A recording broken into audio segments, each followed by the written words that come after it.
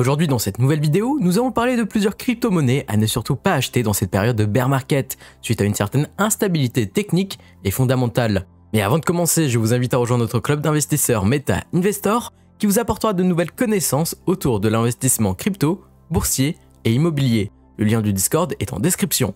J'espère que vous êtes prêts. C'est parti. Le Litecoin, c'est certainement la crypto-monnaie qui ne s'est jamais vraiment remise du précédent grand bear market et elle fait face aujourd'hui à un grand obstacle en Corée du Sud. En effet, les plus grands exchanges du pays ont annoncé le retrait du Litecoin il y a quelques temps. Les exchanges sud-coréens ont pris cette décision à la suite de la mise à jour de l'extension block du mois de mai 2022. Alors en fait, l'équipe du projet qualifiait cette mage de technologie d'amélioration de fongibilité, mais en fait concrètement, la mage renforçait la confidentialité des transactions et plus précisément en fait le montant des fonds envoyés n'était connu seulement que de l'expéditeur et du destinataire. Toutefois, cette confidentialité violerait une disposition légale sud-coréenne sur les informations financières spécifiques et dans les faits, cette mesure interdit aux exchanges de gérer des crypto-monnaies dissimulant ces informations liées au transfert. En d'autres termes, les utilisateurs des plateformes crypto n'ont pas le droit d'échanger du won coréen contre du Litecoin, ce qui reste plutôt embêtant vu que la Corée du Sud est l'un des pays intéressants pour l'industrie crypto. Alors après, la grande question c'est est-ce que les autorités sont encore plus méfiantes suite à l'affaire de Terra? Alors peut-être, mais dans le fond on est d'accord pour dire que le Litecoin n'a pas vraiment su s'imposer ces dernières années technologiquement. Dans un second temps, l'affaire Terra Luna reste la plus employée par les médias pour effrayer le public mainstream.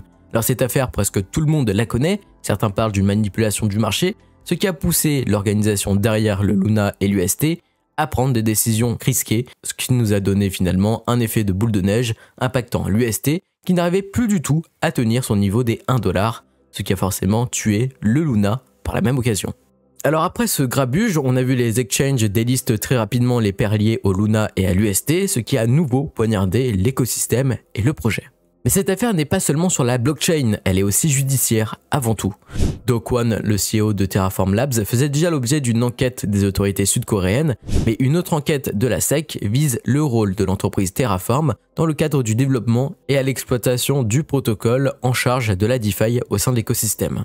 De plus, une seconde enquête des autorités américaines a été ouverte sur Terraform Labs pour savoir comment ce projet a été commercialisé aux États-Unis.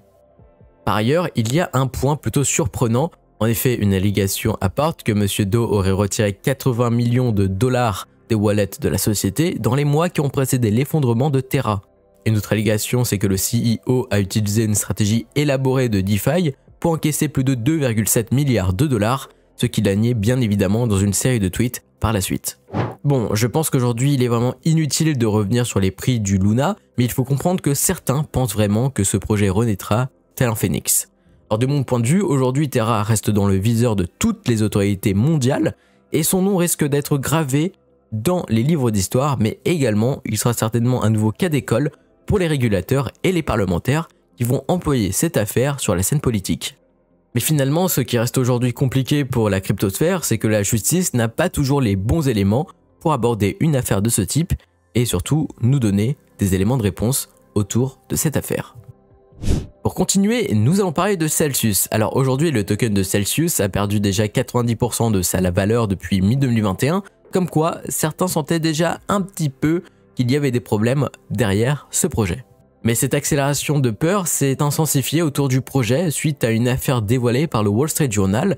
Au départ, en fait, Celsius se vendait auprès des investisseurs comme moins risqué que les banques, mais avec, attention, un meilleur rendement pour les utilisateurs. Néanmoins, d'après des documents datant de 2021, le Wall Street Journal a révélé que Celsius détenait 19 milliards de dollars d'actifs contre 1 milliard de dollars d'actions et par conséquent, Celsius disposait d'un ratio actif-fonds propres de 19:1. Alors juste à titre de comparaison, le ratio moyen actif-fonds propres des banques nord-américaines est de 9:1, donc finalement, Celsius moins risqué que les banques traditionnelles, je ne suis pas sûr. Dans un second temps, pour payer les rendements des utilisateurs qui prêtaient leurs cryptos, Celsius a magouillé quelques petites choses en interne. D'après d'autres documents analysés par le même média, Celsius n'exigeait de ses emprunteurs qu'une garantie à hauteur de 50% du montant emprunté. Ainsi, on parle de 2,6 milliards de dollars qui ont été prêtés à des investisseurs institutionnels en échange de seulement 50% de collatéralisation, ce qui reste, on est d'accord, très faible face aux exigences que certains imposent aux particuliers. Donc finalement, ce facteur laissait peu de marge de manœuvre en cas de récession des marchés pour la plateforme. Et c'est là que les choses deviennent problématiques. Plutôt que de sagement mettre des collatéraux de ses clients institutionnels en garde, ou au pire les faire travailler au sein de la DeFi, eh bien Celsius les a utilisés à son tour pour contracter des prêts collatéralisés. Donc en somme, le risk management était vraiment inexistant. En conclusion, Celsius est actuellement en train de sombrer suite au bear market, ce qui impacte forcément ses services, l'emmenant dans une phase de dette colossale. Alors est-ce que le Celsius token est une bonne affaire? Je ne pense pas vraiment, mais en tout cas, les autorités américaines sont déjà en train de s'intéresser à cette affaire, notamment le CEO de l'entreprise a tenté de fuir les USA, mais les autorités l'ont très vite arrêté avant de prendre son vol. Voilà, c'est la fin de cette vidéo, merci de l'avoir suivi, n'hésitez pas à vous abonner, à mettre un j'aime, à nous rejoindre sur les réseaux sociaux, Twitter, Instagram, les liens sont en description, rejoignez-nous également sur Meta Investor, le lien de Discord est en description, et moi je vous dis à très vite pour de nouvelles aventures, c'était Mathias de Token Cult, allez bye.